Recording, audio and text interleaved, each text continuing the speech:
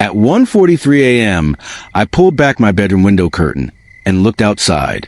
There was no one in the front yard. But right at that moment, a message popped up on my phone. Don't move the curtain again. I can see you.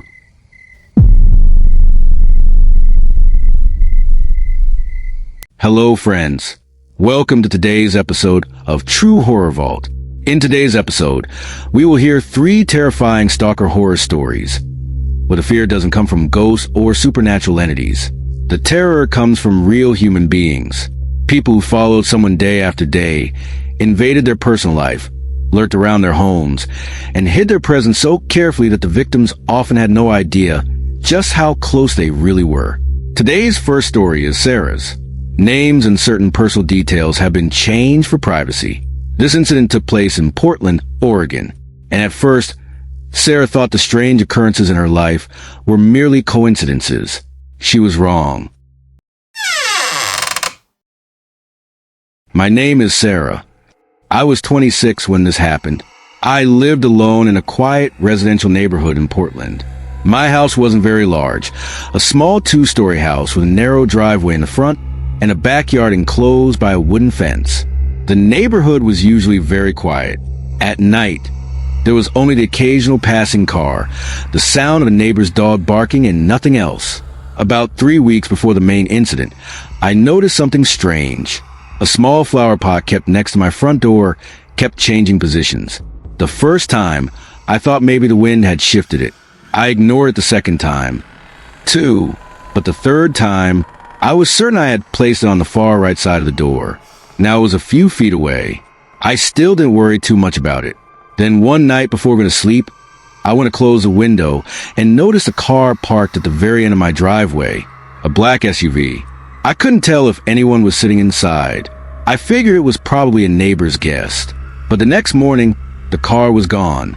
Over the next week, I kept seeing that car from time to time, sometimes across the street, sometimes slowly driving past my house. One day, while returning from work, I noticed the car was behind me. I changed streets. The car changed streets, too. I pulled into a grocery store parking lot. The car stopped by the side of the road outside. I sat inside my car for a few minutes. Eventually, the SUV drove away. I thought maybe it was just a coincidence. But that night, I received a message from an unknown number. You came home very late today. I stared at the screen for a few seconds. I didn't reply to anyone.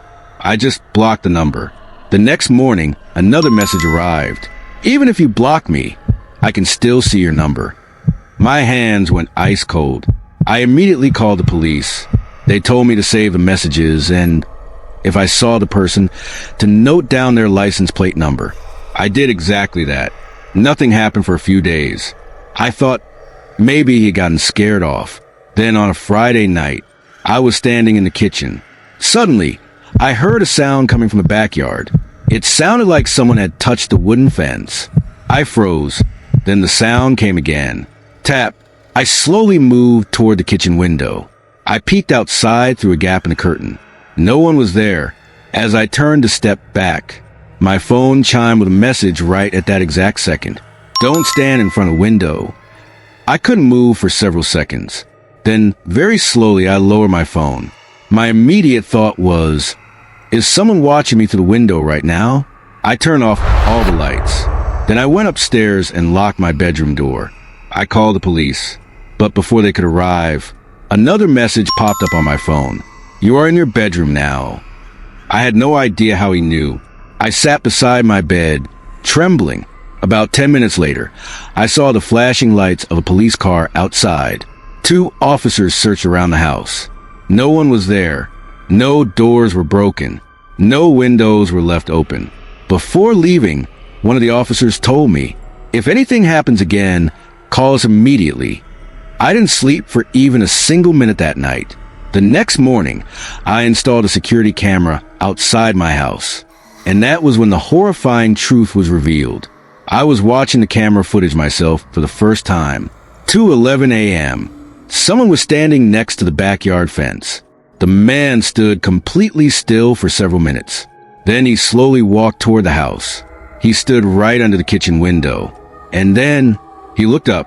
directly at my bedroom window. I shut off the footage immediately. I felt like I was going to throw up. After I handed the footage over to the police, they tried to identify the man. However, his face wasn't clearly visible on the camera. For the next few days, he didn't return. I thought maybe it was finally over. Then one night, I returned home from work and found a small white envelope inside my mailbox. No name on it. I didn't open it.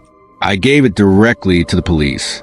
Inside was a photograph, a picture of me. I was sitting inside a coffee shop. The photo had been taken from the outside, and written on the back of the photo in black pen was, "When you can't see me, that's when I am closest to you." That very day, I packed my things and stayed at a friend's place for several weeks. Later, the police discovered that the man had been spotted around my house multiple times. However, there wasn't enough evidence to arrest him. A few months later, I moved back into my home.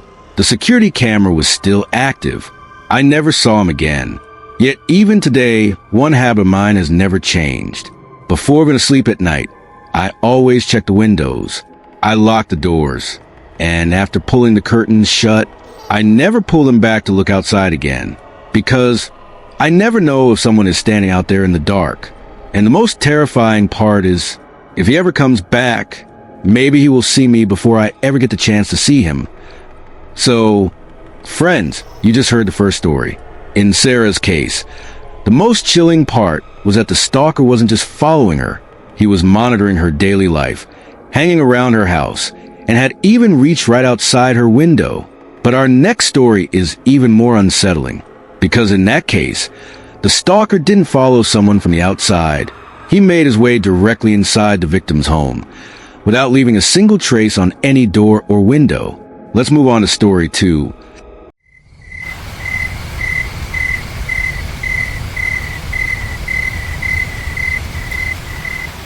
My name is Mark. This happened in Columbus, Ohio. I was 30 at the time. I lived on the 3rd floor of a small apartment complex. Nothing out of the ordinary was happening in my life back then. Work in the morning, back home in the evening, and meeting friends on weekends. That was my routine. But one Monday morning when I woke up, I saw something strange sitting on my kitchen counter. A small piece of paper. Written on it was, "Why don't you put sugar in your coffee?" I stared at that paper for several seconds. Then I thoroughly checked the entire kitchen. The front door was locked. The windows were shut. There was no sign of anyone breaking in. I thought maybe a friend was playing a prank on me, but I lived alone, and none of my friends had a key to my apartment. I threw the paper away. I put the thought out of my mind as I left for work that day. But when I returned home in the evening, I found one of my bedroom drawers wide open. I was positive I had closed it before leaving in the morning. I looked inside. Nothing was stolen. My watch, cash, documents, everything was right in place. Only one thing was missing: my old hoodie. I figured I had probably just misplaced it somewhere. The next day, before leaving for work, I placed a small piece of tape on the apartment door. If the door opened, the tape would tear. That way, I would know if anyone entered. That evening, when I came back, the tape was intact. The door was locked. Yet, another note was lying right in front of my bedroom mirror. "Why are you trying so hard to check the door?" That was the moment I was genuinely terrified. I called the apartment manager immediately. He came over and inspected the entire apartment. No problems were found. I showed him the note. He said, "Maybe someone has a key." I replied, "But the door lock was changed recently." He said, "Let me check the maintenance records." That night, I went to stay at a friend's house. The next day, the apartment manager informed me that the lock to that apartment had indeed been changed a few months ago. However, maintenance had a master key. I asked, "How many people have access to it?" He replied, "I'm not sure." I requested an immediate lock change. A few days passed in peace. Then on Friday night, I returned home to find a coffee cup sitting on my desk. I didn't recognize it. The cup was completely empty. Right beside it lay a small note. "You came home very late from work today." This time, I called the police. They came and searched the apartment. No person was found inside. However, an officer pointed out something crucial. My apartment's maintenance access door led directly from the building's basement into the hallway.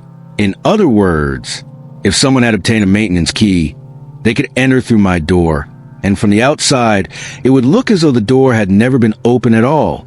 I decided to move out of the apartment that very day. Before leaving, I installed a small security camera aimed at the living room and front door. The following night, I was staying at my friend's place. Around 8 a.m., a notification popped up on the camera app. Motion detected. I opened the video feed. For the first few seconds, there was nothing. Then, at 2:26 a.m., a man unlocked my apartment door and walked inside. He was wearing a baseball cap and a medical mask. The man walked around very casually. He crossed the living room and headed toward my bedroom. A few minutes later, he returned and stood directly in front of the camera. Then he stared right into the lens. I watched the video several times over. That's when I noticed a detail. In his hand, he was holding my old hoodie. I sent the footage to the police immediately. They checked the building's maintenance records. A short while later, they tracked down the name of a former maintenance contractor who had worked at the complex a few months prior. He had previously held master key access. The police brought him in for questioning. However, he denied everything. There wasn't sufficient evidence to arrest him at the time. I gave up the apartment. A few weeks later, a message from an unknown number arrived on my old phone. How is the new apartment? I sat staring at that message. I had not given my new address to anyone, not even to my old apartment manager. I handed the number over to the police. However, no trace of ownership could be found for that line. After that, no further messages ever came. Many years have passed since then. I still don't know who that man actually was, nor do I know how many times he walked into my apartment. But there is one thing I still remember vividly. The night I found that first note, I thought someone was trying to scare me. Now I realize he wasn't trying to scare me. He was letting me know that he had already walked into my life. Friends, the second story leaves behind an even more disturbing question. Even if you are completely certain that your doors are locked, your windows are shut, and you are safe, can you truly say for sure that no stranger has invaded your personal life? And in our third story, things take a turn for the absolute worst. Because a stalker wasn't just following a person. He was tracking her vehicle's live location, pursuing her, and staying just minutes behind the victim every single day.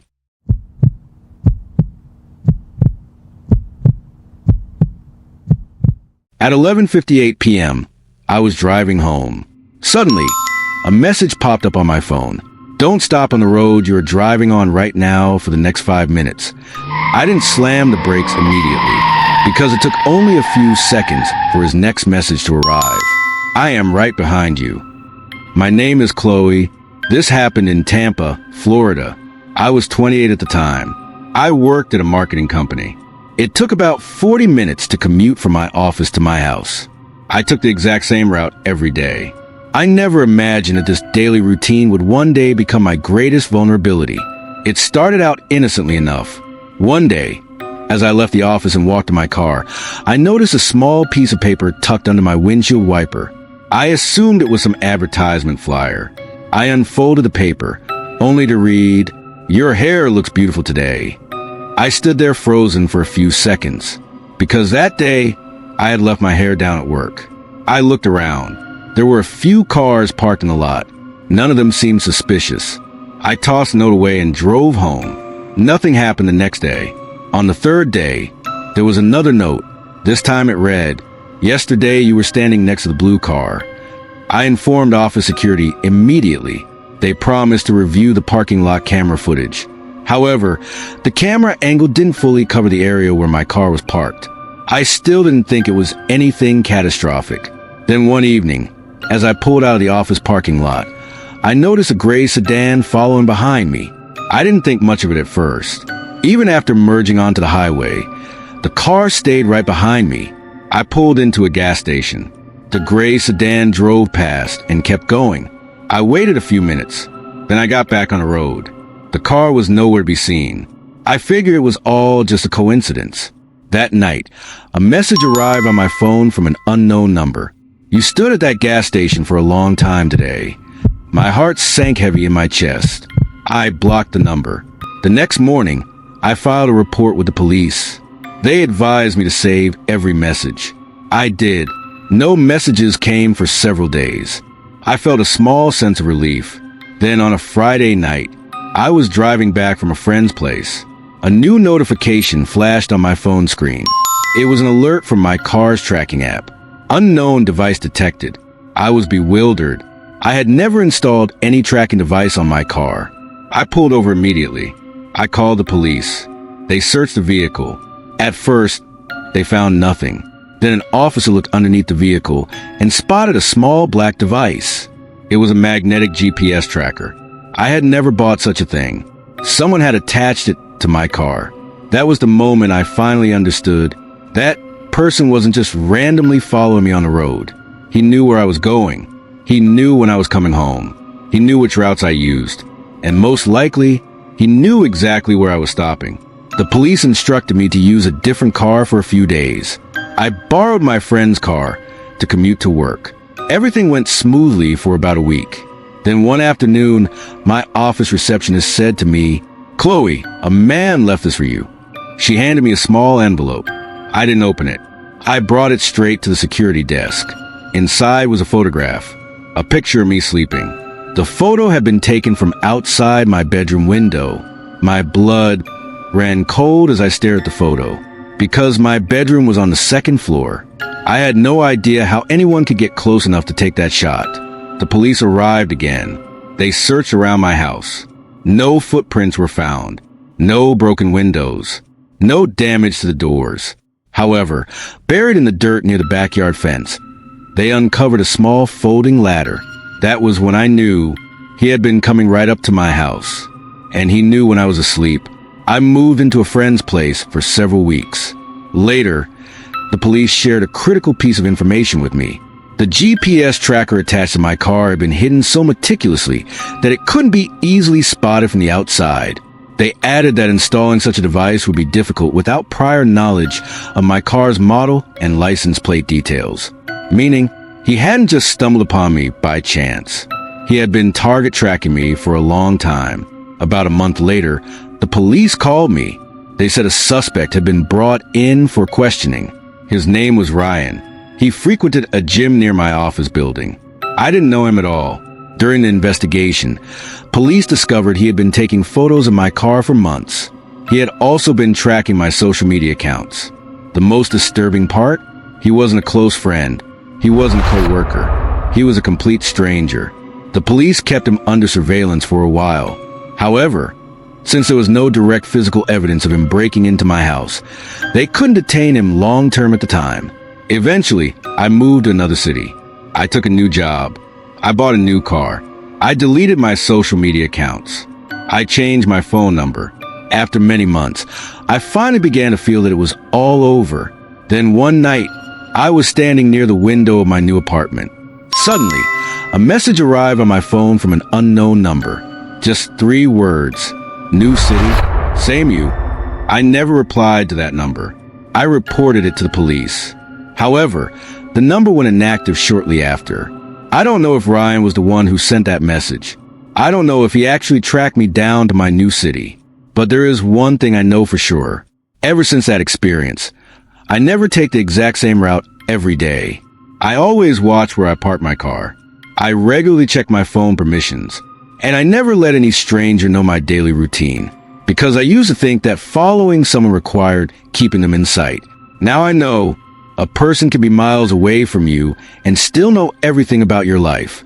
And the most terrifying part is, you might think you're driving down the road completely alone when someone else knew long ago exactly where you were going.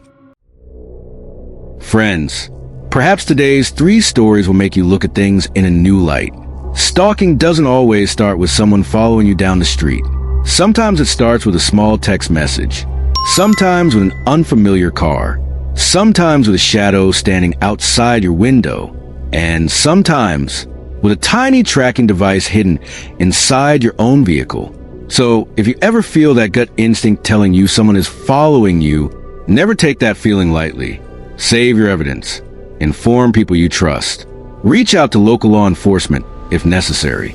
And most importantly, never sacrifice your safety for the sake of avoiding an awkward situation. I was with you on True Horror Vault. That brings tonight's episode to a close. We will meet again with more dark, true, and disturbing stories. Until then, stay alert, watch the people around you, and if on any night you suddenly feel that someone is following you, before you turn around to look back, make sure you know where you're going. Good night,